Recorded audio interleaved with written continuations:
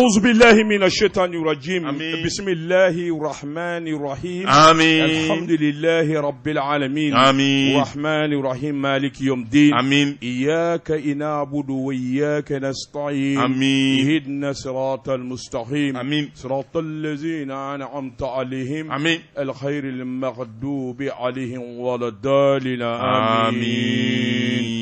Jean-Di Sedou. Ne. Biye Jumaye. Skate. Biye lahoroma dunye. Jabba. Ala batu ane ala nyini. Ika do dobi faraka dungu mi nye Juma dunya fe. Skate. Skate. Jean-Di amba nyini subhanahu wa ta'ala fe. Jabba. Ala mi. Semasa. Nale de nyada Muhammadu Rasulullah sallallahu alayhi wa sallam. Mi ni Abdullahi ana amnata dedu. Odo. Ika do mi na kunga bara ye ika do jagoye. Jabba. Na labana kake islami o kan nyamaye. Jabba. Amba nyini Allah ta'ala fe. Jago. Mi nye maganganyi. Maga. Muhammadu Rasulullah. La. Min labana kata sigi Madina. Muhammadu Rasulullah. Ya Rabbi. Ala mi na leko kaye nyada kanu koso. Ya Rabbi. Ala kaunga jamana kishe kaunga jamana ta. Amba nyini subhanahu wa ta'ala. Jabbar. Min ye Muhammadu Rasulullah. La. Min na furmuso ta kunye Khadijatu. Min ye bin Khalid. La. Min ye Suwada bin Zama. Suhada. من عائشة بنت أبي بكر من إسفصا بنت أمار من زينب بنت خشيمة من حبيب أبي أمية من زينب بنت جمع akacha amanyina Allah ta'ala alami nale ni bela jeledo kira gargala ya rabbi amanyina Allah ta'ala fe alami na kirada kirami na denge noya al-Hasan ni Abdallah Allah mana fofo ke dukolo safa o de kanga ke kun faya kun sagulo ani dukolo o tigi skay belebele baji kwaji kulu jiribaw jol se du kadro melekaw kata se wurdanaw ni haramade ni jine min dona min mashidon ya ni bela jele dar ala min kanu ko so ala nyeba awna Allah kibaru anyanda makashi anyanda makashi Allah anyanda makashi Allah ya rabbi anyanda makashi Allah amali dew anyanda makashi on zirane do fami nyanjoro le do fami na ala kanu ka anga janana jamana ma chapa ami Jean Sedou ngorota ani sanayele ani basigi o chama be ala bolo akasirata ala ko shuru jamana nga ami hakilisigi basigi o be ala bolo ala ko kanga jamana nga ami haramade ka fara nyuanga ni kanu ka du nyuana ya rabbi o be ala bolo ala ko duanga ami maliye jamana korobaye odo dine jamana du odo maliye jamana korobaye skay Jean-Di Sedou hine jamana du maliye jamana korobaye jamana mi ni islamiya sinzi ni ba jamana kono koso wallahi wallahi ala ta andoni wuli baldo belebele wallahi ala ta andoni manjade jali chamo de Jean-Di Sedou ma minnu balelembe jamana ngoni ni dine modu nu ya ala kosuma asale ni balole Jean-Di Sedou wallahi uluka la ilaha illa Allah ashhadu anna muhammadur rasulullah o chama mi vora jamana indi twala ene te matini voye sa utamu mode ala daba koroba tama Jean-Di Sedou anga kekelenye benzemona ka dabla anga nywan jugu dabla Jean-Di Sedou ka haramade ka anywan buru jafu ango dabla ala ti swama Jean-Di Sedou ka do ma chama mbala setai dabali tai Jean-Di Sedou mi mana kala ko nyato alama Jean-Di Sedou mo bi nyino de ko Allah kibaru nyato alama damanda na ala ko ka ba gongoli sigi ku amai karamo ala kana to aka gongoli sigi ne ku ni ta fe gongoli ka sigi ku Jean-Di Sedou ka do si dala nke ku yara sawo adamade gongoli sigiri kuna yaye mone ke ku yara mo kele ka gongoli sigi kuna iyo gongoli ala ka gongoli mana sigi ku dongodo ikumulo zemeko ala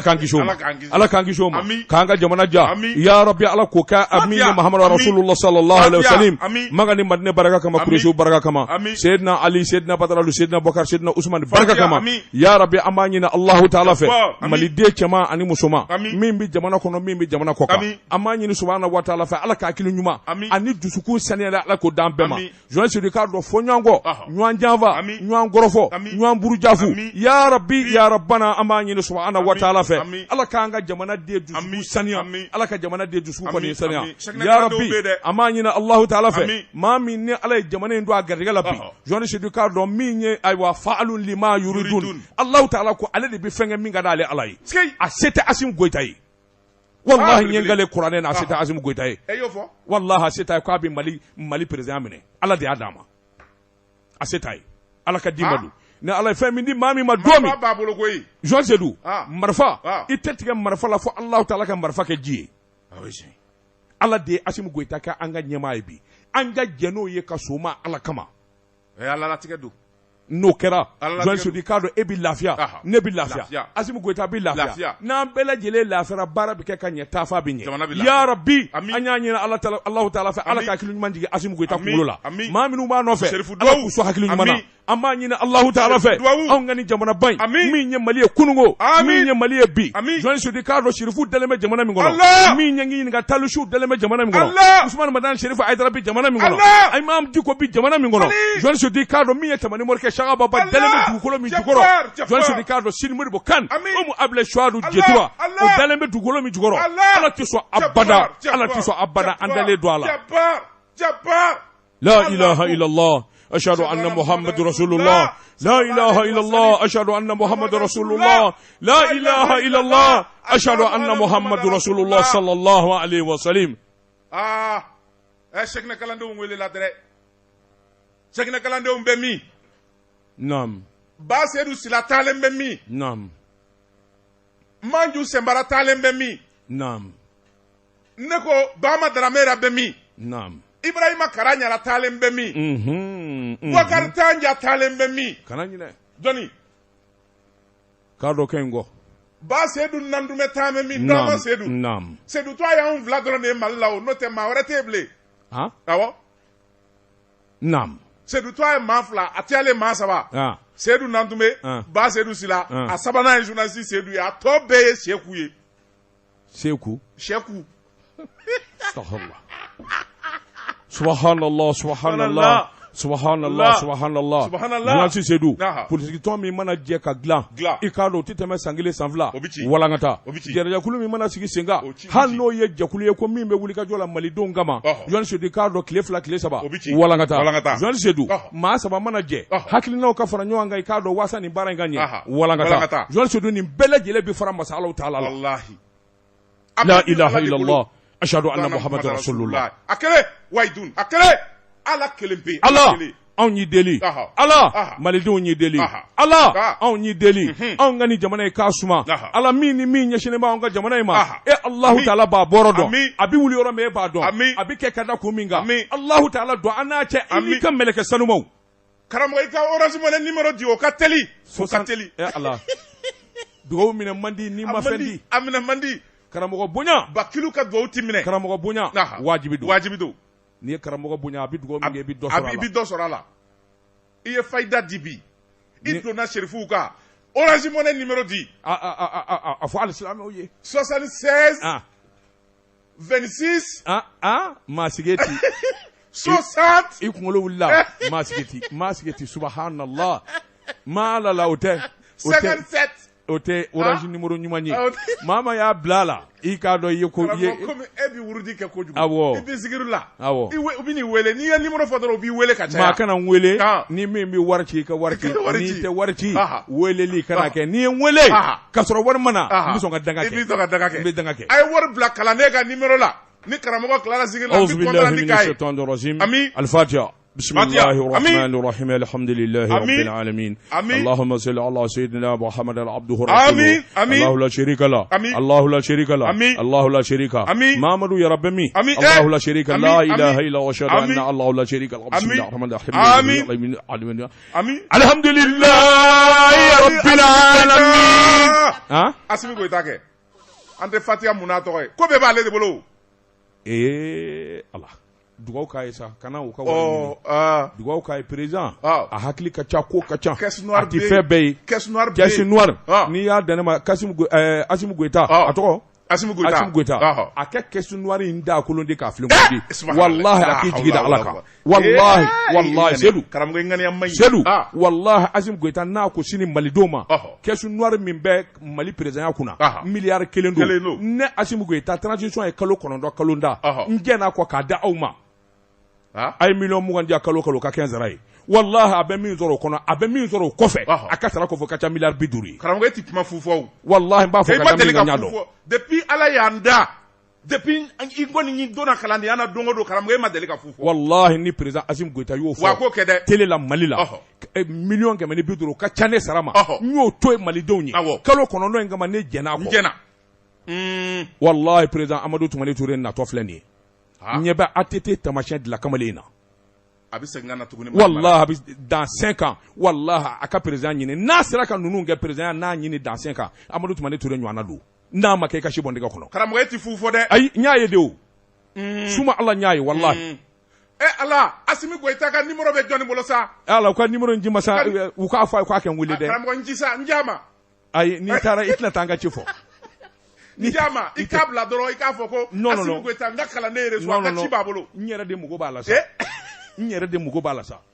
n ye min ni min ye sogo la k'o fɔ a ye suma ala wallahi wallahi i bɛ se ka taa Choguel fɛ yen sa wallahi Mali dilali wallahi une minute ni Assimi Goïta ko sini million 150 président Sara don ne t'a fɛ ne bɛ dan million 5 ma o kalo kɔnɔntɔn in kɔnɔ million 5 min n'a y'o fɔ a da la k'o ka k'a sara ye wallahi journaliste Seydou a bɛ wari min sɔrɔ o kɔnɔ wallahi a ka ca miliyari 50 ye taa Choguel fɛ yen Choguel filɛ nin ye Bakɔ Jikɔrɔni olu ma tila ɲɔgɔn na fɔlɔ n karamɔgɔ ba bɛ yen min ye Imam Diko n karamɔgɔ bɛ yen n b'a to ma daba tunkara ni maa min ye ɲɔ soso ala ye kana siga ala bɛ ɲɛɲɛ d'i ma kana siga bala cogo bɛ di Joël Seydou i k'a dɔn n bɛ n keleku ni ka bɔ ni sɛbɛn ye sɛbɛn min n'u k'a ma le serment Joël Seydou i k'a dɔn sɛbɛnnikɛbaa de ye ayiwa studio tamani kalikan min ye ayiwa o de don koyi kalikan Joël Seydou sɛbɛnnikɛla ko a ko gɛlɛya min ye ayiwa bandaw sɔrɔ Mokhtar Wane ani Sɔrɔdasi cɛ 3 Joël Seydou i k'a dɔn o ni ɲɛmaaso ye wulikajɔ boloda u ka bila Joël Seydou hali n'a y'a sɔrɔ u bilalen don i k'a dɔn u tɛ katikaw bolo i k'a dɔn u tɛ degun wɛrɛ kɔnɔ nka min ye hali bi n'a ka bi u lafiyalen ba tɛ sabula u b'u ka so n'i y'a mɛn tubabukan na ko résidence surveillée Joël Seydou i k'a dɔn i t'i sagoya la hali n'i b'i ka so kɔnɔ i bɛ don ka bɔ kɛ nka kɛnɛmana o t'i ta ye sɛbɛnnikɛla ko a k'i k'a dɔn min ye nin ko in ye Alioune Thiam i k'a dɔn ale de ye ayiwa o ni ka ciden ye a y'a jira k'a fɔ masakɛkɔrɔ Bandaw min ye premier ministre kɔrɔ ye Mokhtar Wane i k'a dɔn u ka bila bilali in dama tɛ i k'a dɔn u ka taa ka segin kɛ u ka so ani yɔrɔ min ka d'u ye maa kana tugu u kɔ maa kan'u kɔrɔbɔ Joël Seydou i k'a dɔn den ɲininen don a ko i k'a dɔn fana k'i bɔ yen min ye Sɔrɔdasi jalatigi 3 ye i k'a dɔn olu fana bɛ bolo la hali n'u tɔgɔ ma fɔ Joël Seydou i k'a dɔn nin kuma min fɔra sɛbɛnnikɛla ko i k'a dɔn katikaw n'a ɲɛmaaba ye Assimi Goïta ye i k'a dɔn k'an ka don kuma in don bɛrɛ la sabula sɔmin kelen don k'a fɔ juin kalo tile 7 ntɛnɛn nata i k'a dɔn min ye Assimi Goïta yɛrɛ ye a na kalikasiɲɛ kɛ kalikasiɲɛ in tɛ dɔwɛrɛ ko fɔ o de ye n bɛ n gale Mali ala y'a don gɛrɛsigɛ la n bɛ nin kɛ sariya bolo ye fɛn minnu fɔ n b'olu dafa journaliste Seydou i k'a dɔn o de bɛ kɛ kɛwale min y'a ka masakɛya yɛrɛ ye a bulon ka fɛnsɛn sɛbɛnnikɛla ko ayiwa maa caman yɛrɛ y'a fɔ fana a bɛ tila o la yɔrɔ min premier ministre kɔni dɔ a fɔli i k'a dɔn a n'a sarakisɛ bɔli ka bɛn i k'a dɔn o yɔrɔnin kelen ye Joël Seydou diɲɛmaa tulo fɔlɔlen bɛɛ lajɛlen bara ka Mali lajɛ i k'a dɔn Assimi Goïta Sɔrɔdasi don Sɔrɔdasi to a ma fɔ k'o la a bɛ maa caman sira o yɛrɛ de kɛra gɛlɛya caman ye kɔsɔn in na Jɛsina ni dɛmɛtɔnw i k'a dɔn ani jamana wɛrɛw i k'a dɔn min kɔni ye wulikajɔ ani hakilina wɛrɛ k'o ta ka jamana sɛgɛrɛ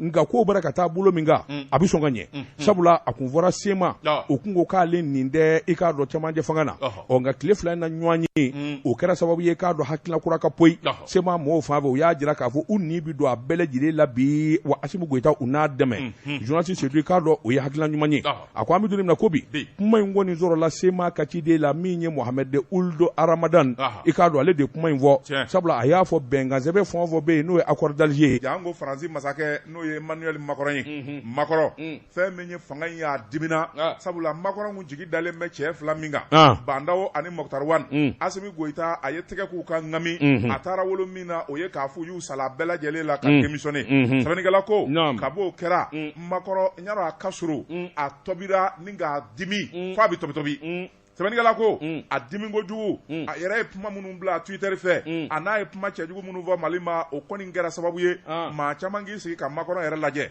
maakɔrɔw bɛ kuma dɔ fɔ maa bɛ waati 2 la i kana layidu ta o la i diminenba i ka n'i kali i kɔndanenba i ka n'i kali o tuma makɔrɔ diminenba a ye kalikan min fɔ kalikan in e ko a wulilen t'a nɔfɛ wa sabu an bɛ don min na ko bi fɛn min ye faransikɛw ye olu kɔni y'a jira makɔrɔnna k'a fɔ i ye kalikan min fɔ k'a fɔ fɛn min ye Mali y'a na sanctionné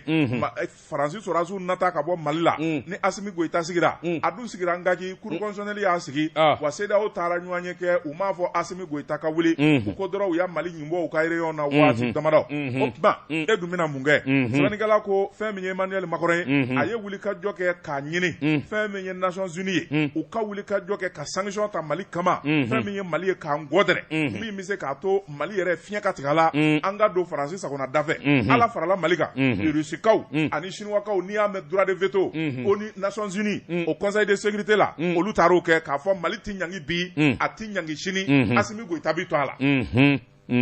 sɛbɛnnikɛla ko a ko misitigiw bi ɲɔgɔn fana ni dura ye siga t'o la ko min kɛra fɛn min Emmanuel Macron ye a y'a dɔn k'a fɔ a jɔyɔrɔ man ngolo fa o tuma se min b'a ye o ye k'a fɔ Faransi sɔrɔdasi minnu bɛ Mali la u sen ka bɔ kɛlɛ la sɛbɛnnikɛla ko a ko kununko Emmanuel Macron a ka minisiri min bɛ n'o bi kɛlɛbolo kunna Florence Parly ale yɛrɛ bɔra ni ka kunnafoni di kɛ k'a fɔ fɛn min ye Faransi sɔrɔdasi minnu bɛ an ka jamana kɔnɔ n'u ni Mali sɔrɔdasi bi jɛ ka kɛlɛ kɛ k'u bɛna o baara dabila o tuma fɛn min ye Faransi sɔrɔdasi ye u y'u sali fɛn bɛɛ lajɛlen la ni ko ma taa Faransi ka dabada ma a ka kɛ Emmanuel Macron sago ye o tuma olu da t'a la sɛbɛnnikɛla ko min bɛ sen na n'o bɛ Emmanuel Macron kɔnɔ n'a m'o fɔ o de ye k'a fɔ tubabu sɔrɔdasi minnu bɛ yan n'o ye barakani ye u ka taa ka bɔ Mali la n'o dun kɛra fɛn min ye Emmanuel Macron ye a sago b'a fɛ fɛn min ye terrorisiw ye ani kojugukɛlaw u ka Mali fantan naani bɛɛ lajɛlen minɛ o tɛ kɛ Mali jugu mini ka Mali sɔrɔdasiw fa ka Mali duguw minɛ o de ka di Macron n'o kɛra a b'a fɔ payi fɔta Kɔlɔnjugu jiri n ko kɔlɔnjugu jiri o bɛ kɛra a yɛrɛ kɔnɔ baara banna sɛbɛnnikɛla ko a ko n'i y'a ta k'a lajɛ fɛn min ye force Barkhane o min bɛ an ka jamana kɔnɔ o t'an ka jamana dɛmɛbaa dɔrɔn ye sabula jɛkulu wɛrɛw bɛ yen n'o ye G5 Sahel ka taa fara MINUSMA kan hali tubabu sɔrɔdasi dɔw bɛ yen minnu tɛ Faransi ka denw ye olu bɛɛ lajɛlen bɛ cɛsiri la walasa an ka armée bɛ se ka dɛmɛ cogo min sɛbɛnnikɛla ko a ko n'i y'a da Faransi kelen sago ma bɛɛ lajɛlen de b'i sali Mali la sisan ka taa n'o kɛra ka Mali yɛrɛ to a kelen na n'o kɛra an n'an yɛrɛ dama dɔn n'o kɛra an na bi Faransi ka ja kɔnɔ nafolo minnu bɛ yen n'o ye dugujukɔrɔfɛnw ye a sugubilenw siraba minnu bi dilan an ka jamana a trésor ka fara BCEAO kan a ko wari minnu bi ta ka d'an ma dɛmɛ na n'an bi laban ka juru sara Faransi ye ka tɔnɔba d'a kan nin bɛɛ lajɛlen ye Faransi ni dalen de bɛ nin kan n'a ma kɛlɛ kɛ Asimi Goïta a n'a nɔna minnu bɛ ni ka u fanga ban ni ninnu ye se sɔrɔ a laban o laban u bɛna Mali kɛ Uranda ɲɔgɔnda développé u laban ka Faransi wele a kana Uranda lajɛ k'a dɔn k'a fɔ u ma se yɔrɔ min na o bi développé kunnafoni filɛ nin ye an ye min salo ka bɔ soir de Bamako kɔnɔ Bamako wula Joasi Seydou maa kelen fa tɛ Ala ye o ye tiɲɛ ye Joasi Seydou k'a dɔn ayiwa min ye le combat nin y'a bolo ko siɲɛ 3,260 ye min ye sɛbɛnnikɛba a tɔgɔ de Burama Keita i k'a dɔn min ye Kawujimu ye jugɔrɔma kɛ a ka dabali a bɛ ni ka tiɲɛ bolo Joasi Seydou sɛbɛnnikɛla ko i k'a dɔn tabali gosilen kun bɛ k'a fɔ min ye Kawujimu ye a ye wele bila jama ma maanifin sigilen kun bɛ ka nin jama lahulata in kɔnɔ nka maa kɛra sanni kelen ye a ko i k'a dɔn ko in gɛlɛyara a b'a fɔ k'a fɔ k'a to ten jɛkulu min n'a bɛ Kawujimu bolo k'a ma ko ACRT mun de kun don min ye meeting ye n'o ye wele da ye o ka kɛ ka ɲɛsin diɲɛmaa ma i k'a dɔn ale yɛrɛ tun bɛna a jira Asimi Goïta ani diɲɛmaa na jama de b'ale nɔfɛ jama min ni danda la a ko i k'a dɔn a kɛra maloya ye maanifin ma bɔ sanni kelen ye i k'a dɔn mobilitigiw ni hadamaden bɛ tɛmɛ maa caman kun b'a k'a lajɛ ka dajukɔrɔ yɛlɛ kɛ san de y'a tiɲɛ sɛbɛnnikɛla ko a ko san de y'a tiɲɛ et puis funteni tun bɛ quoi funteni tun bɛ tile ka kala bon san labanna ka fin o de la mɔgɔw mana o awɔ i kana Kawujimu fana ka avocat ye u jo b'i la o mais il faut que je le voie la face n'a ma sutara dɔɔni sɛbɛnnikɛla ko jama ma bɔ kuma tiɲɛ de fili kɔrɔ nin koyi sanko tɛ tileko tɛ i k'a dɔn Kawujimu y'i yɛlɛma a y'a dɔn k'a fɔ jɔnko la ale ka kumaba in ni kolokala kuma in i k'a dɔn nkalonde b'a da sabula jama t'a nɔfɛ Joasi Seydou sɛbɛnnikɛla ko i k'a dɔn ale y'i yɛrɛ kɛ a wara ye sabula k'a kɛ n'a fɔ ale min ye colonel Asimi Goïta ye ni ale Kawujimu tɛ i k'a dɔn k'o ti ɲɛ jama lahulata tɛ i tɛ nin bɛɛ lajɛlen la wa ni ne ko Mali bɛ dilan a bɛ dilan Joasi Seydou k'a dɔn ko nkalon bɛ Kawujimu kelen ne bɛ se k'o kɛ bi. Joni. MP4. O ye min ye. Mouvement populaire du 4 septembre 2020. A t'a yɛrɛ lafiya sa wa. A t'a lafiya maa o maa n'o ye fanga sɔrɔ jamana in kɔnɔ. N'i m'a mɛn ko motion de soutien tɛ ko jumɛn ye. Club de soutien. Club de soutien. Anw da t'o ye. Kara kiri. Anw tɛ club de soutien ye. A bɛɛ ye nami jɛkulu ni kolokala ye ni i ka ko banna don o don i t'a si kelen ye. I t'a ɲɛdɔn. Anw ye meeting 2 kɛ boulevard la sɔrɔsiw ka dɔrɔmɛ t'a la. An yɛrɛ. Ayiwa. Assimi Goïta ɲininka n'a delila ka 200 di MP4 ma Jisuma Sɔngɔ ye. Assimi n'a pas besoin de toi. Anw da ye jamana ko ye. Assimi mugu t'a la sa. Assimi ko jamana de. Jɔli Seydou a cilen filɛ ka Ujimu da cogo min. A bɛɛ kelen kelen ka bɛɛ a bi cɛ a bɛɛ da i ko ngɔyɔ. N b'o f'i ye dɛ. M5 bɛ bi dɛ. Attention. M5 ye min ye. Mouvement du 5 juin, rassemblement des forces patriotiques. Boulevard. On va. M4 est rentré maintenant dans le M5.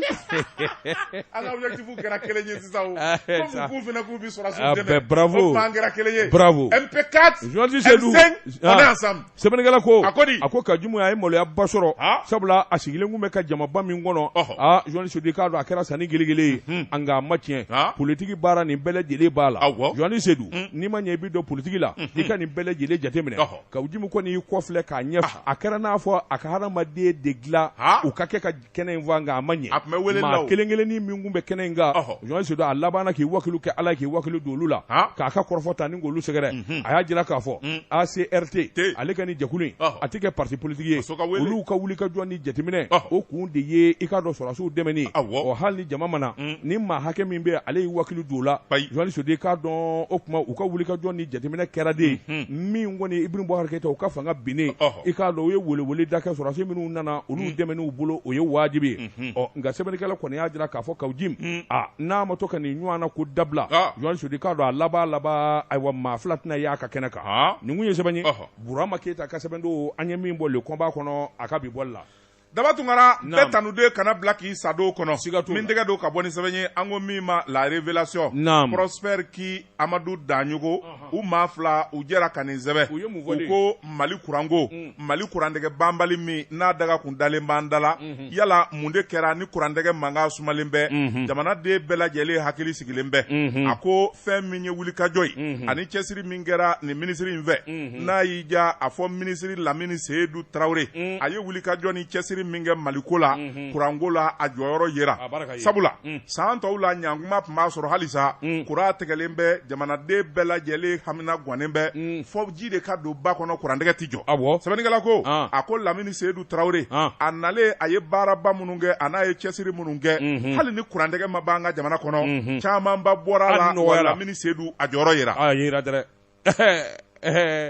qui dit que Lamini Seydou n'est pas wara baarakɛla don naam sɛbɛnnikɛla ko a ko n'i y'a ta k'a lajɛ Énergie du Mali SA ale de bi kuran di jamanadenw ma sɛbɛnnikɛla ko min tɛ balafɔ bolo min tɛ npogotigi bolo o tɛ se ka di balafɔ ma a ko n'i y'a ta k'a lajɛ minisiri min bilara kuranko kunna ji ani dugujukɔrɔkow kunna Lamini Seydou Traoré don Lamini Seydou a nana jateminɛ k'a fɔ Énergie du Mali a situation yɛrɛ ye jumɛn ye mun de kɛlen bɛ ka kuran bali jamanadenw na u nana ka na sigi ka fɔ kɛ a ye sɛbɛnw da k'u lajɛ a yɛrɛ yaalala a taara kuranbondow lajɛ a ko bili haki ni mina bɛɛ lajɛlen kɔrɔla bɛzo dara bɛɛ lajɛlen la bon n'a ta bɛ jamanadenw mago bɛ kuran na funteni bɛna bɔ o tuma an k'an teliya an ka baara dɔw kɛ min bɛ jamanadenw lafiya o yɔrɔnin bɛɛ a yɛrɛ ye wari bɔ a kun fɛn min ye santarali belebeleba minnu wuli ka jɔ kan ka kɛ ka bila gouvernement ɲɛ ka taa dɔ sigi Sotiba yeyɛri kuru kɔnɔ ba ɲɛ ni kuran tigɛra ye aw ka girin ka aw ka groupe wuli maaw kana kurandɛgɛ dɔn o kɔfɛ ba kɔfɛla na a taara santaraliba dɔ sigi Badalabugu ka kuran di yen ma ni kuran tigɛra ba kɔfɛ a y'a butɔn digi gudu sɛbɛnnikɛla ko a ko kɔfɛ Mali a ka kuran a tɔ bi bɔ yɔrɔ min na o tɛ Lamini Seydou nɔ ye a nana sɔrɔ an ye bɛnkan k'a ni Côte d'Ivoire cɛ ka ban a ye avion ta a taara Côte d'Ivoire ani Côte d'Ivoire minisiri min bɛ kuranko kunna o ye ɲɔgɔn ye o ye layidu d'a ma kuran mégawati 100 tayi i ka sunɔgɔ ne b'o d'i ma o tuma Lamini Seydou a nalen a taara Manandali baraji min bɛ a y'a sɔrɔ tribune 4 de bi baraji in na 2 jɔlen don 2 dɔrɔn bɛ baara la a ko tɔ 2 ka dilan a ye wari filɛ. On a besoin de lui dans le nouveau gouvernement. Wari filɛ. Assimi k'a wele a ye baara min daminɛ a k'a laban. o kɔfɛ a ye mobili ta a taara Kayikaw fɛ baraji min bɛ Manandali o bi courant di Mali ma o tuma fɛn min ye baraji ye a taara lajɛ baraji Mali niyɔrɔ min b'a la Mali Mauritanie Sénégali a wulila ka taa nin bɛɛ lajɛlen fɛ an ye n'an ka ɲɔgɔn ye dɛ anw mago bɛ courant la joona min bɛ se k'a to an ka machine ninnu entretien kɛ courant kana louper Mali la o kɛra ayiwa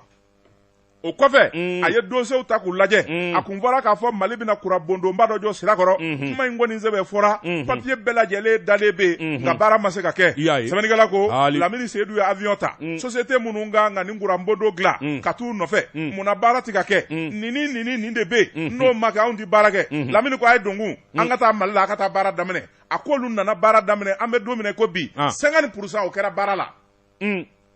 6 mois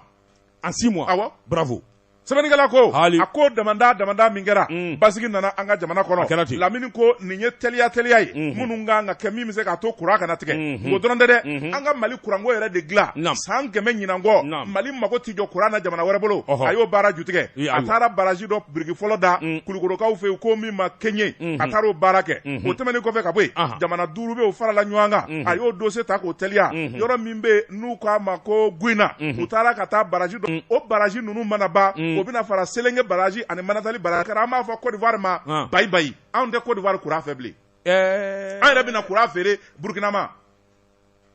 a ɲɛna ha Lamini don dɛ Basabugu sɔɔni kɔni a bɛ courant sɔrɔ ha Basabugu dama hali Basabugu kɔfɛ Daba Marakadugu Sirakɔrɔ Fasa ninnu nin bɛɛ bɛ courant sɔrɔ Basabugu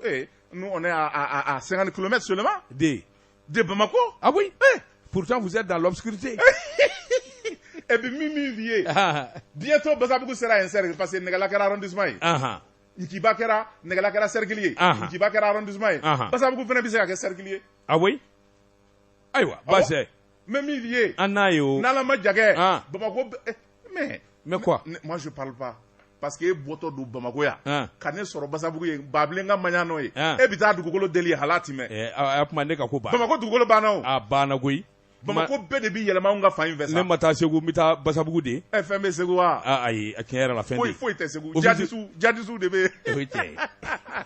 ayiwa sɛbɛnnikɛla ko a ko Lamini Seydou Traoré jɔn ko Ala maa hali ni jugu ye sonsan ye i b'a fɔ nin wara in tulo ka jan Lamini Seydou Traoré baarakɛla don a ye min kɛ tileninya ni jɛlenya na ni minisiri fɛn o fɛn gɔnna ɲɛ n'u bɛɛ tun b'a kɛ tan Ɲankuma Mali kuranko tɔɔrɔ banna kalo 6 a ye baaraba daminɛ nka wara bɔlen bɛ misi bɔlen bɛ kunkolo bɔlen bɛ a tɔ bɛ kɔlɔn kɔnɔ dɔ kɛra nka a tɔba bɛɛ walasa baara tɔ ka sinsin o de ye Lamini Seydou a ka to baara in na min bɛ se k'a to san 1 san 2 fo ka se san 3 ma Mali kuranko ka wuli k'a jɔ kɛlɛw kurantɛgɛ bɛ se ka ban an ka jamana kɔnɔ cogoya min na kunnafoni filɛ nin ye an ye min bɔ la révélation kɔnɔ ko dugukolow k'u da kɛnɛ kan Jɛka pub k'a ka feerefɛnw lakodɔn nɛgɛ kanɲɛ 12 sera Bamako k'a fɔ jiginɛw ka bonyamasegi bɛ aw ye Daba Tunkara i bolo don Joël Seydou a ka di n'a date bila sɛbɛnnikɛba de agence Ecofin Joël Seydou k'a dɔn ŋanamu ani suɲɛni a ti ɲɛ bilen jamana kɔnɔ Joël Seydou k'a dɔn ayiwa min ye nin cakɛda ye B2Gold Joël Seydou k'a dɔn sanubɔ dingɛ i k'a dɔn u ka baara ɲɛsinnen b'o de ma u k'ale k'a don u na fɛn bɛɛ lajɛlen kɛ ayiwa min kɔni bɛ se k'a to sanu dingɛ min kɔni n'a dira ayiwa Little Big Meaning SAR ma f'u k'a minɛ de Joël Seydou k'a dɔn ayiwa nin cakɛda min fɔra min ye Little Big Meaning malidenw don denmisɛnninw don funankɛninw don wari b'u bolo Joël Seydou k'a dɔn B2Gold tɛ se ka diɲɛ foyi kɛ i k'a dɔn tɛ se ka min kɛ Joël Seydou sɛbɛnnikɛla ko min yɛrɛ ye kuma koloma ye i k'a dɔn B2Gold u bɛ karabu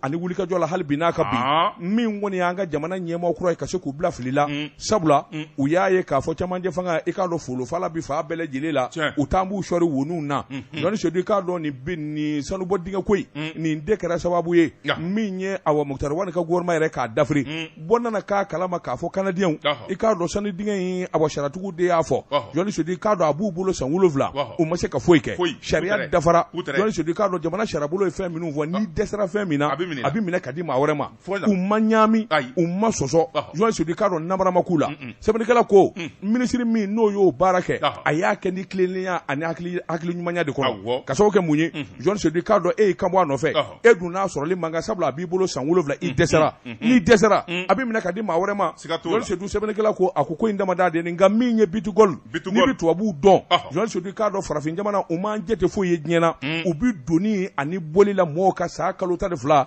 Joël Sedi fo yɔrɔ in ka minɛden ye ni ka taa d'u ma awɔ Joël Sedi ko k'o bɛ ɲɛ wa a ko an bɛ don min na ko bi min kɔni ye wulikajɔ don o don u bɛ communiqué la u bɛ wulikajɔ la min ye Kɛɲɛba mara ye sanubɔ dingɛ in yɛrɛ da la u bɛ taa ka segin la u bɔra ka don faamaw kan Joël Sedi k'a dɔn sɛbɛnnikɛla ko nin ko in maliden bɛɛ lajɛlen bɔra a gundo kalama maa o maa y'i da don nin ko in na walima k'i bɛ ɲaami don a la Joël Sedi k'a dɔn i ta fila ni tila sabula an bɛ don min na ko bi n'a sɔrɔla u k'u ɲaamina de walima bɔsɔriw la min ye cour suprême yɛrɛ ye Joël Sedi k'a dɔn u taara ko in da olu tulo kan olu k'u ma tiɲɛ yɛrɛ la sariyatigiw k'u ma tiɲɛ yɛrɛ la a ma namara a ma bɔsi a la a ma namara sariyakisɛw ye min fɔ sanubɔ ko la jamana kɔnɔ a dalen filɛ san 7 nin b'aw bolo a dɛsɛra i k'a dɔn jamana mago bɛ wari la a bɛ feere maa wɛrɛ ma minnu kɔni y'a san n'a nimisara Joël Sedi k'a dɔn ko nin ye ko wɛrɛ de ye nin kun ye sɛbɛn ye an ye min bɔ Mali tribune kɔnɔ a ka bi bɔli la daba tɔgɔ ne bɛ n tɛgɛ don min bɔ nin sɛbɛn ye an ko min ma indépendant passereba n'o ye Ablaye Jara ye nin y'a ka sɛbɛn ye Ablaye Jara ko Choguel a kun ye saraka min bɔ san 20 san 30 ko saraka minɛna ko sababuya kɛ Choguel a fɔla k'a bɛ kɛ premier ministre ye a ma k'a ye ba nka Choguel a ka premier ministre y'a fɔ ani gɛlɛyaw ka wuli k'u jɔ a si ma kɔrɔ ni si ye dɔw ko wari tununko b'a nɔfɛ dɔw ko sema masɔ dɔw ko communauté internationale masɔ M5 maa dɔw yɛrɛ murutilen bɛ Choguel ka premier ministre ma politique tɔ o tɔw kɛrɛfɛ tɛ sɛbɛnnikɛla ko nka an bɛ don min na ko bi dɔɔni fɛn min ye Choguel ye a ye laɲini minnu kɛ a n'a ye sɛgɛn minnu kɛ Ala b'a fɛ k'a sara ye sabula minnu ka kuma kun ka gɛlɛn kosɛbɛ n'olu farala ɲɔgɔn kan ka sɛbɛnni kɛ k'a f'u ti diɲɛ n'a ye Mali yɛrɛ a gouvernement bɛ ka taa sira min fɛ o ye Choguel ko ye hali n'u m'a fɔ o ye sema ye sɛbɛnnikɛla ko sema ɲɛmaw fɛn min ye Bilal Asherif a n'a ka délégation colonel Assimi Goïta a y'u bisimila ni ka kumaw fɛ a ye min f'u ye o de ye k'a fɔ jamana a bɛ ne de bolo maa o maa bɛ baara kɛ i bɛ baara kɛ ɲɛmaa ka danganiya de kɔnɔ o tuma accord waleyali hakilina minnu bɛ ani jamanadenw ye minnu fɔ an bɛnna minnu kan o lawaleyali a ye t'aw da aw ka sunɔgɔ Mali kan ka fɛn o fɛn kɛ a seko damayira la a b'o kɛ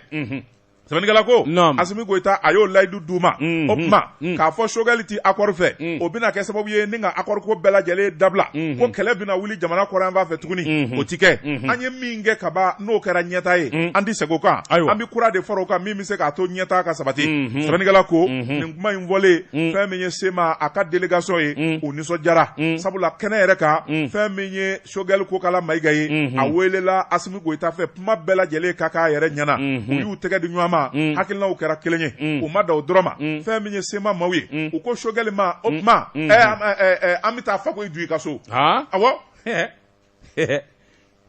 bɛ deli k'a f'i ye n ko ATT tile la minisiri yɛlɛma kɛra a fɔra ko minisiriw bɛna sigi min ye Fakoyi ni sagasogo tobi décision bɛ fɔ télé la yɔrɔ min invitation bɛ yen i k'a dɔn n'a tigi kirina o taara n'a ye Labitani Choguel de tun don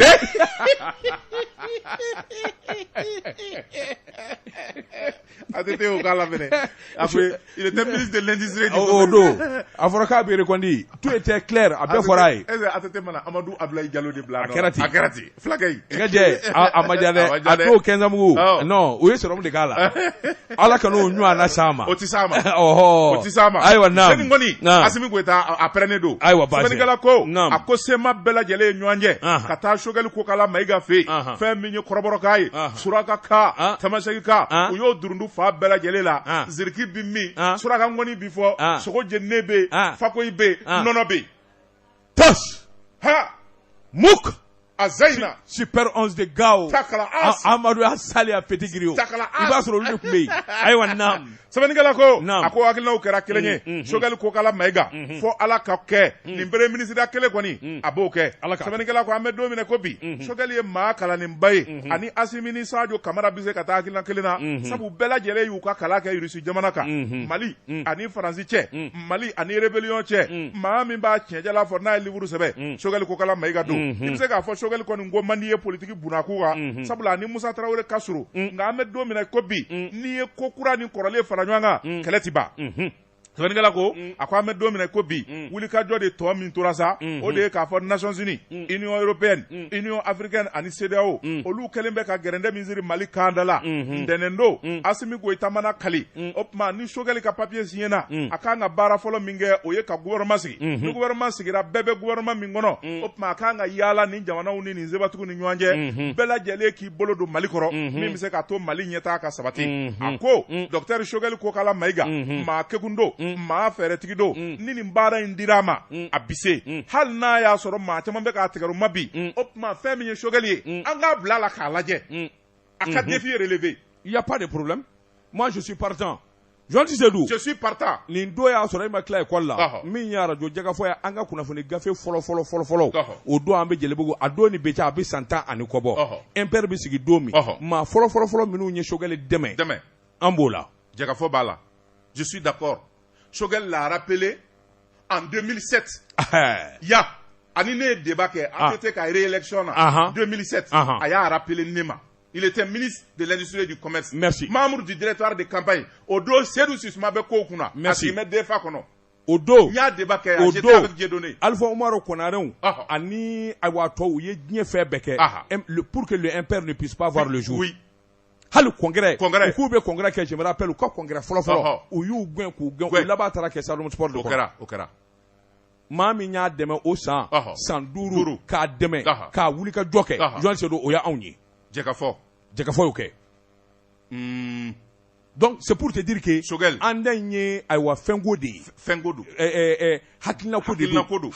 don jamanako de don. A don ko min ye jamana den ye n'u ko démocratie nana a kɔrɔ de y'an ka bɛn. Impère n'a ko a bɛ sigi ka taa ɲɛ u kan k'a to yen u k'u ka wuli ka jɔ kɛ.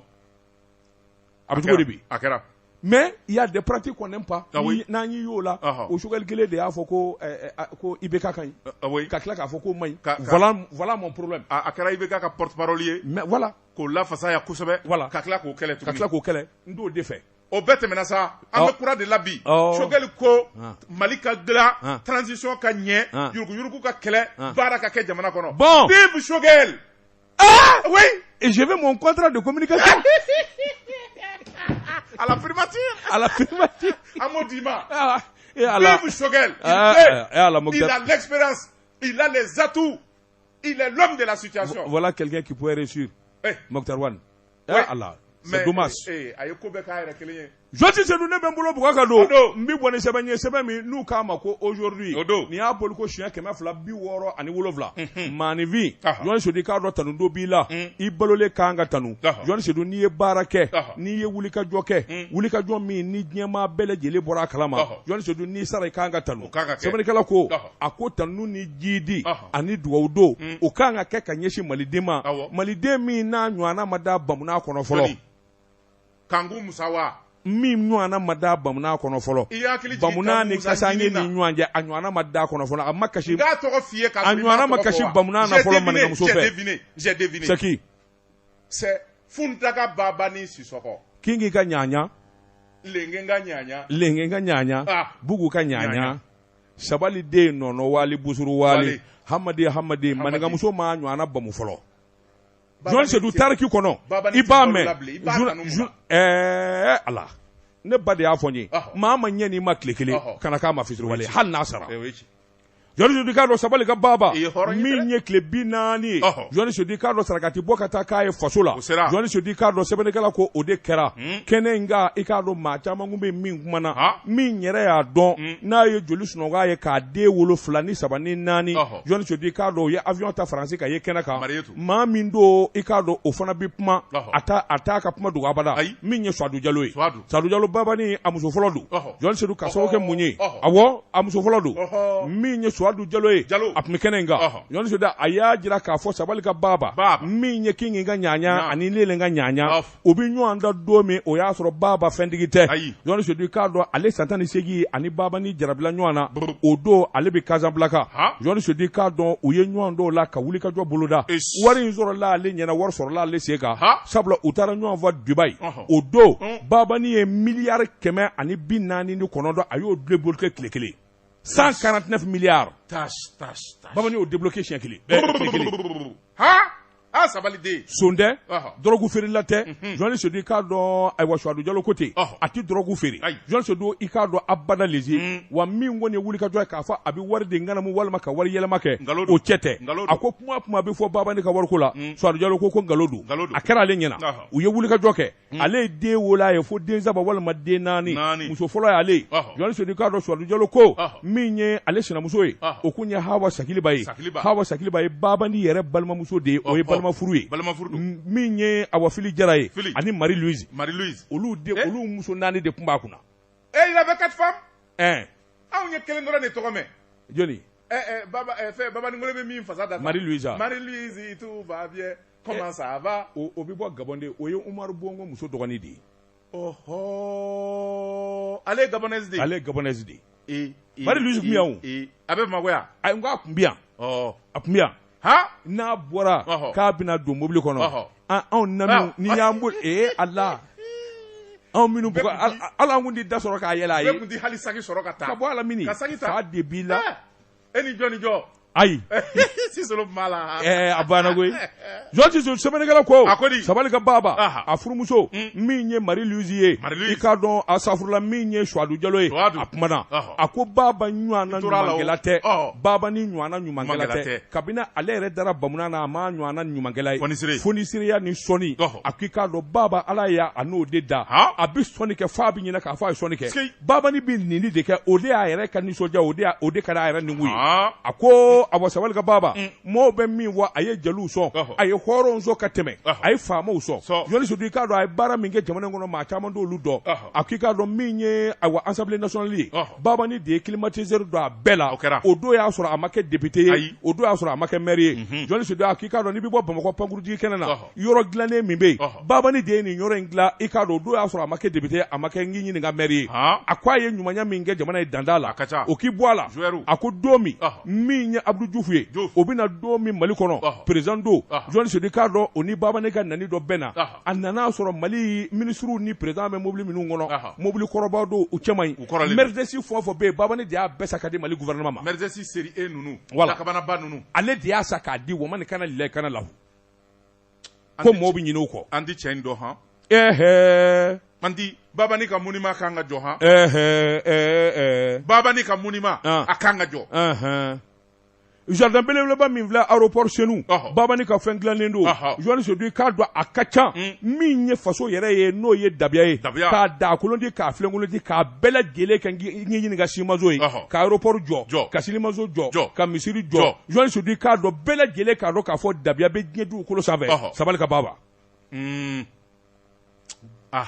Johnny Sodu a ko nka i k'a dɔn min ye belebelew ye dankɔrɔbaw min ye ɲuman ye a dɔnbaa man jan Johnny Sodu i k'a dɔn ayiwa Suadu kɔni ma tɔtɔko la a ko a ye ɲuman kɛ maa dama min ye n'o dogora n'o ma ye kɛnɛ kan Johnny Sodu n'o t'a ta fɔ o de ka ca ba nasi ye a ko a bɛ misali kelen di a ye ɲuman kɛ jeliw ye danda la hɔrɔnw ka sɔnni ka girin ni jeliw ta ye a min di hɔrɔnw ma man di jeliw ma o daba tunkaraw ni Nayini Jabatew ni baba ni nkɔnɛw awɔ jeli cɛkɔrɔba in tɔgɔ ko di min ni fɛn Nayini ye fasada la sa Hame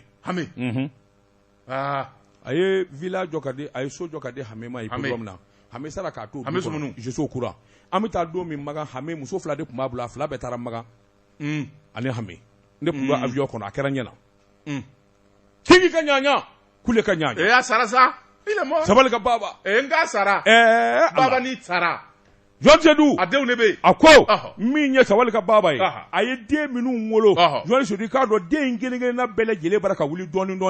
u dogolen don u taara ka kuma fɔ a ko i k'a dɔn cɛ kelen bɛ yen Johnny Sodu k'a dɔn ale b'o sɛbɛn kɔrɔ fɔ a ko i k'a dɔn min ye Bani Kante ye Bani Kante ka du u tun bɛna minɛ 300,000 de kama baba ni de y'a wari sara Banikante kelen a ka du tɛ nin ye Banangabugu wa? N y'a ɲɛdɔn, ne y'a ɲɛdɔn. Cour d'appel da la. Bani ni Baba cɛ ne y'a ɲɛdɔn. A teri don. Cɛ dɔ tun bɛ ala cɛ jɛman don a fatura hakili la. Misi Saprovec wa Saprosec. M'a dɔn ko a jamu ye Ba. Min b'a ni Baba ni cɛ n y'a ɲɛdɔn. N ye caman dɔn nin ko in na. Min ni min kɛra a fɛ. Ninnu ye min kɛ ka ɲɛsin Baba ma n y'a ɲɛdɔn. A bɛɛ kɛra ɲɛ na. Ne ma deli k'a ye. O y'a sɔrɔ bɛ Basabugu. Jean Sédou k'a dɔn Suadu Jalo ko a t'i ɲinɛ a ko ɲamakala dɔw bɛ yen Jean Sédou k'a dɔn u y'a dɔn Baba ni ye i k'a dɔn Baba ni ŋɔnɛ min filɛ nin ye Jean Sédou k'a dɔn san kalo 12 a bɛ taa bɔ Baba ye téléphone ɲuman mana bɔ ale de tun bɛ téléphone ɲuman san ka taa di Baba ni ma a bɛ wari d'a ma Suadu Jalo ko ten dɔnkilidala Baba ni ŋɔnɛ a y'o kɛ ɲuman bon n bɛ kelen f'i ye Baba ni ko la Baba ni ŋɔnɛ jeli o jeli n'i bɛ jamana in kɔnɔ ne m'a fɔ jeli ɲuman de ye dɛ Baba ni ka ɲi dɛ kungo n'a ye jeliw sɔrɔ maa fɔlɔ min y'a kɛnɛ kan n'a fɔra ko nin jeli cɛkɔrɔba in walima nin banna maa fɔlɔ min y'a kɛnɛ kan o ye Baba ni Ŋɔnɛ ye. Aw dun bɛ ka Baba ni lagosi k'a donsen n'a bɔ. I tɛ taa i mago la wa? Bɛɛ tɔgɔ b'i kɔ o. Ne ko Baba ni Ŋɔnɛ bɛ nin zanga in ni nin fɛn na san joli i k'a dɔn diɲɛ fɛn bɛɛ fɔra a ma n'a sɔrɔla tiɲɛ don a ka maaya kuma ban. Dɔ de bɛ fara a kan k'o ka don o don. Bon ni maa ma ɲɛna Ala b'o sara d'i ma. Hali ni Baba ni y'i sigi a ka salon kɔrɔ ka nkɔni fɔ miliyɔn bi surun a kan. Jean Sédou sɛbɛnnikɛla ko a ko sura k'i k'i ka ɲaɲa min ye wulikajɔ ni jateminɛ ye o maa ka dɔgɔ jamana kɔnɔ diinɛma na Baba ni ma min sɛgɛrɛ wa silamɛ kun don a bi hinɛ o tɛmɛnen kɔfɛ i k'a dɔn Baba ni Sisɔgɔ min ye wulikajɔ ni jateminɛw ye i k'a dɔn bɛɛ lajɛlen bɛnnaw kan min ye ayiwa Naɲini Jabata ye kɛlɛ jɔla Sangoyi sɛbɛnnikɛla ko san kalo 12 o kun bɛ taa baro min ye wulikajɔ ni cɛsiriw ye a b'o k'a ye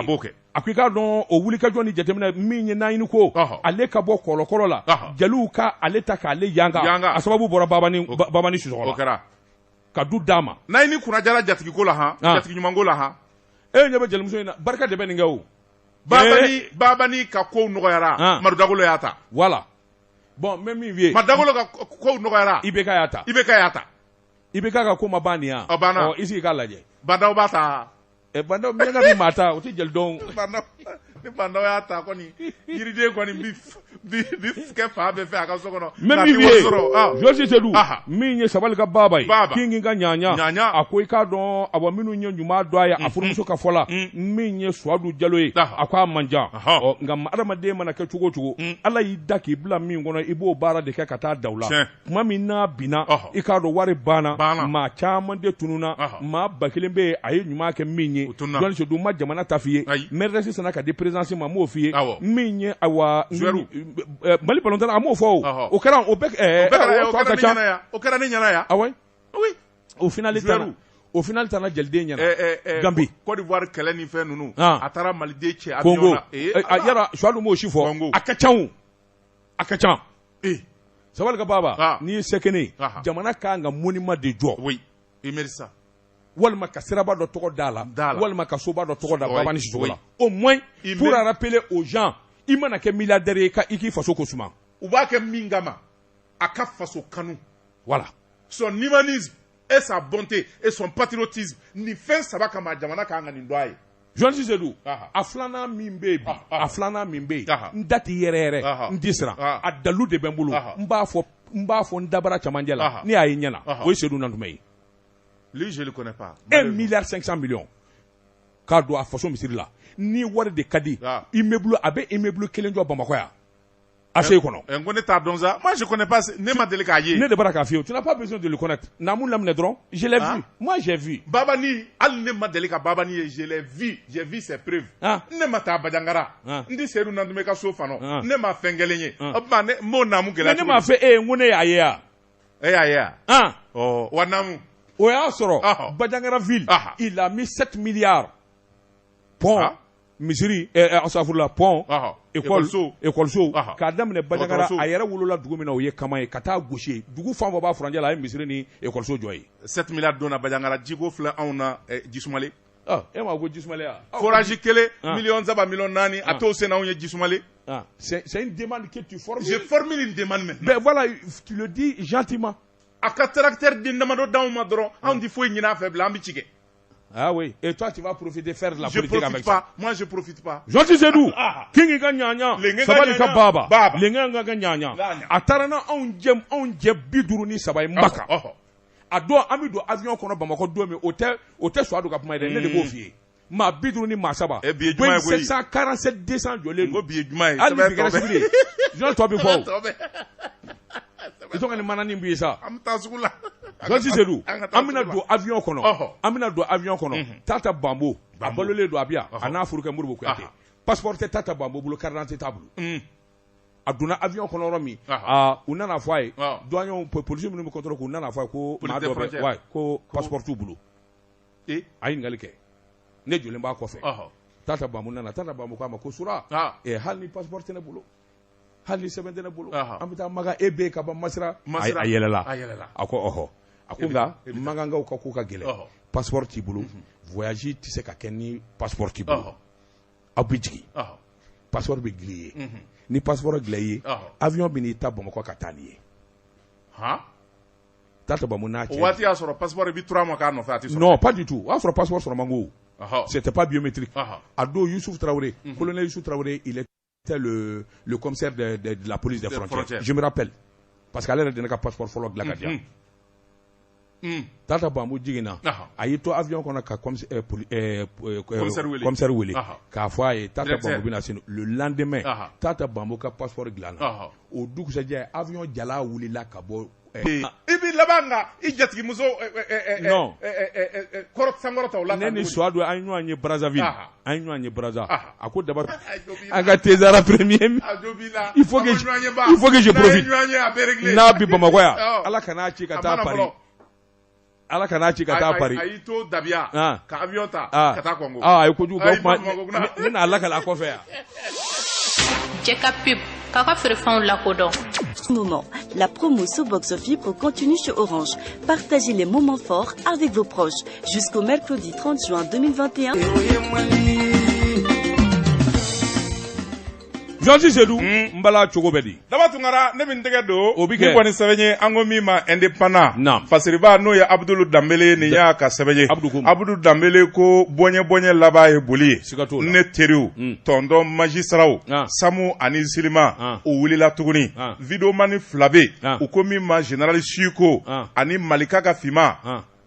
plainte pour outrage à magistrat subhanallah fota pay ka fo ita injite ya nda jido aba dabla wo nye ka obi zirni mi bo ko chef la tara shwenla terrible fla kele ya bolo do karata wo fe fendigi yo bolo mine ko tige dibila ale yo kuru ka fo ko ne bolo ma soro ko doy terge doy nga bolo do o kele ngi bolo do fendigi o bolo mine ko sama o kulera ako fendigi ma ko kanabla ni manda nyana akala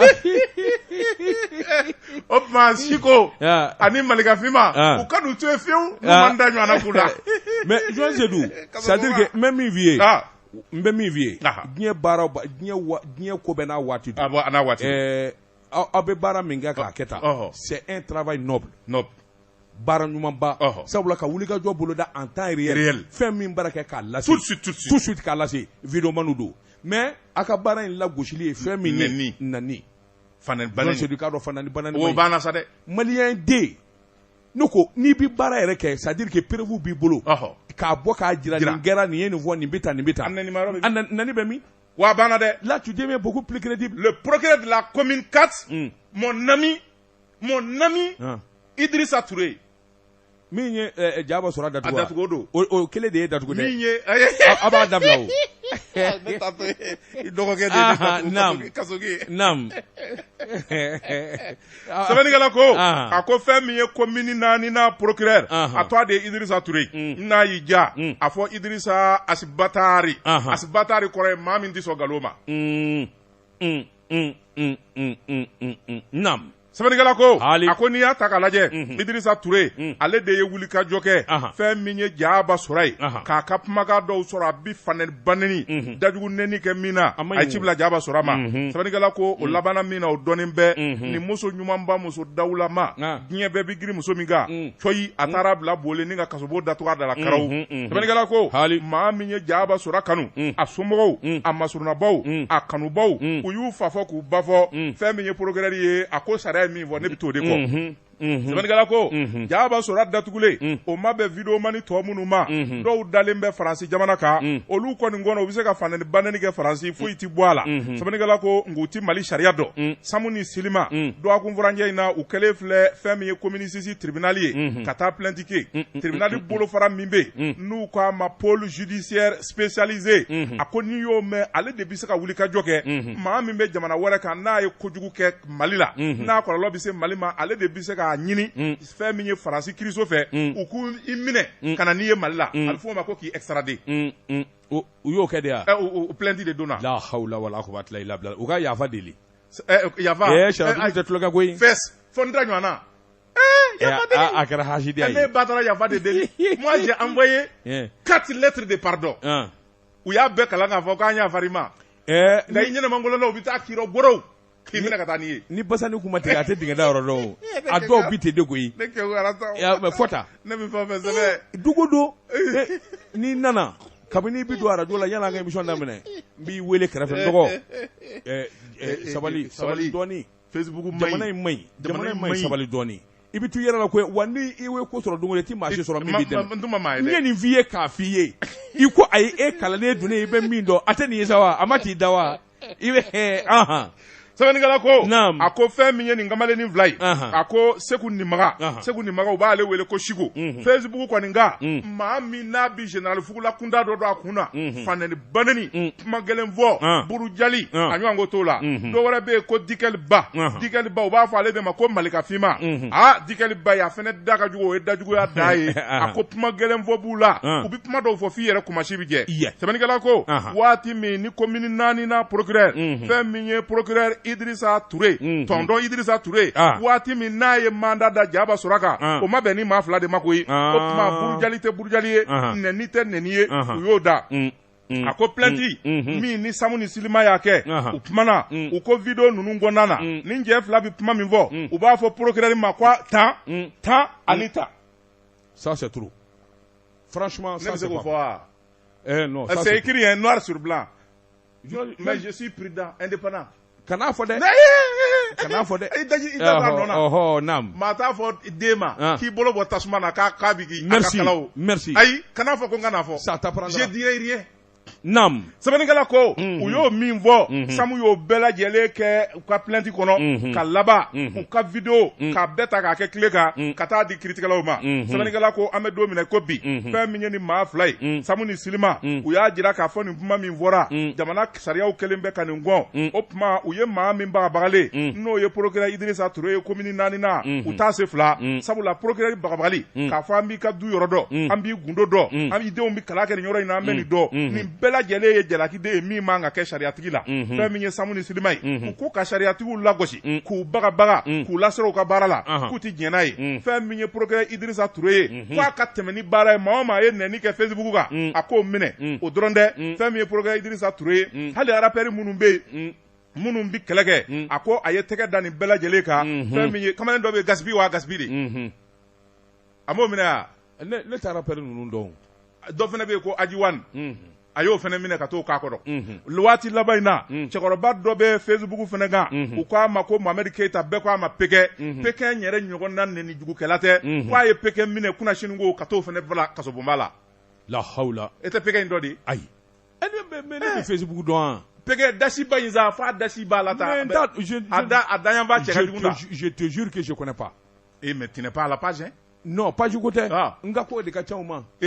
ne ka ko ka ca o fɛn ninnu ma sɛbɛnnikɛla ko a ko kɛ bɛ maa min nɔfɛ sisan Seku Nimaga alias Chiko ka fara Dikel Baka n'u ko a ma Malikafima a ko fɛn min ye sariyatigiw ye u bɛna sɛbɛnni kɛ sa ka ci Faransikaw ma ni jɛ fila u k'u fɔsɔn ka na n'u ye Mali la n'u sera aéroport la u b'u to aéroport la dɔrɔn u b'u tilen n'u ye yɔrɔ min na o ye Bamako kasobonba ye an ye min zalo ka bɔ indépendant kɔnɔ a ka bi bɔli la Joël Sedou a ka di na date bila diɲɛ nɛgɛtɛna kɔ n bɛ bɔ ni sɛbɛn ye sɛbɛn min n'u k'a ma aujourd'hui Joël Sedou k'a dɔn ɲuman kɛba i ni tanu ka kan Joël Sedou k'a dɔn n'i kɛra ɲɛmaa ye i bɛ hakili to a la Joël Sedou k'a dɔn direction du renseignement des enquêtes douanières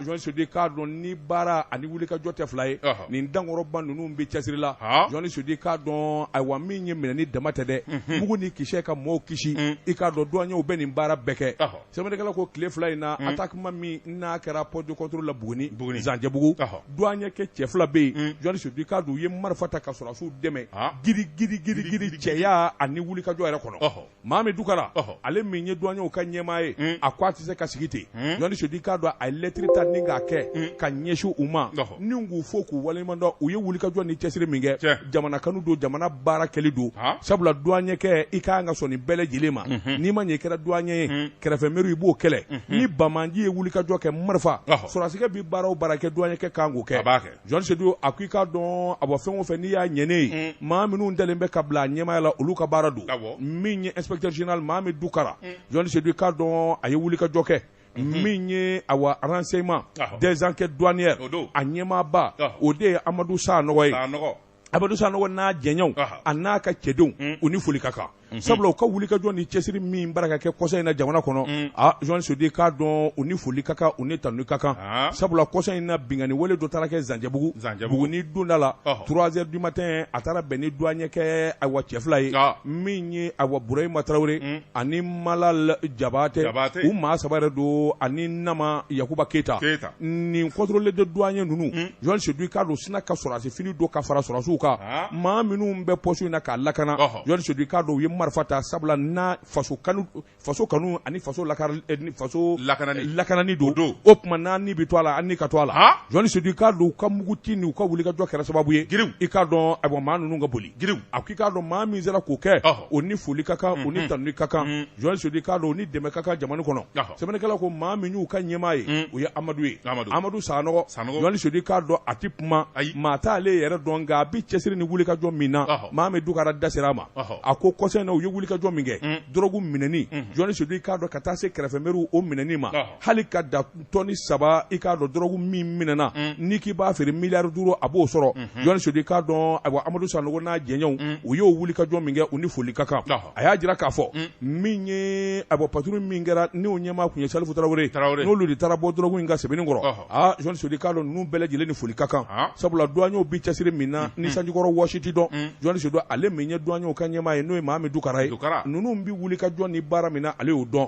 o tuma Amadou Sanɔgɔ n'a jɛɲɔgɔn a b'u fɔ k'u waleɲumandɔn u ni cɛsiri Joël Sedou u bɛra ka baara min kɛ bi n'o ye jamana ɲaaminen don nka douaniers bɛ wulikajɔ min na bi a dɔnna sabula bɛɛ lajɛlen ye dabalijugukɛla ni abɔ kɛrɛfɛ mairie kɛbaw u kɛlen bɛ ka jamana fa bɛɛ pɔcɔ nka service de renseignement min bɛ douane na ni ɲɛmaaba ye Amadou Sanɔgɔ ye Sanɔgɔ i k'a dɔn awa cɛbakɔrɔ don n'a y'i sigi bureau kɔnɔ k'i miiri a b'u wele Zanjabugu a b'u wele Segu a b'u wele k'i ɲininka ayiwa Kidal nin bɛ yen Joël Sedou k'a dɔn yɔrɔ bɛɛ cɛdenw bɛ wele ka tasuma k'a la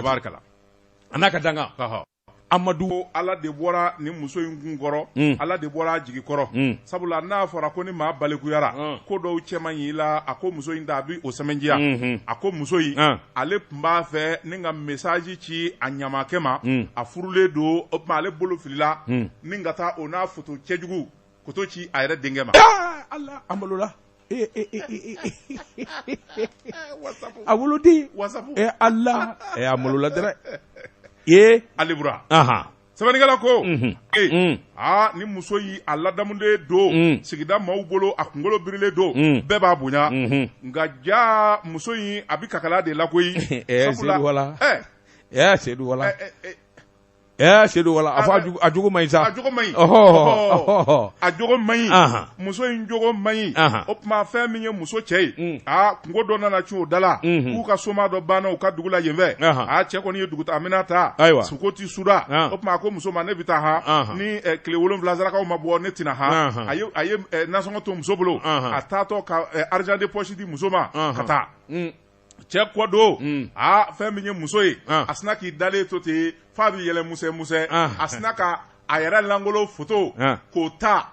ka message dumanin sɛbɛn k'o tugu o la k'a b'o ci a ɲamakɛ ma k'a fɔ kɔkɛ taa mɛ dugu la an na ɲɔgɔn f'a bi o message whatsapp fɛ ale bolo sina ka fili ten k'o digi denkɛ ka numéro kan o message taara denkɛ mɔrɔ tu nin de y'a to n k'i man tɛ fɛn ninnu a kɛmɛ k'i langolon 12 Allah a ye fɛn jugu dira den la koyi min di fɔ k'o fɛnɛ da k'o fɔra o kan awɔ denkɛ ye mun fɔ wala kuwata denkɛ ye nin lajɛ k'a lajɛ a ja fana a wulila k'i jɔ fa bɛ yɛrɛ fa bɛ don a la o a ye nin lajɛ a b'a kalan ka taa a b'a kalan ka segin a bɛ photo in lajɛ a b'a zoomer a ba don denkɛ de y'o lajɛ bama caman a ka den dimina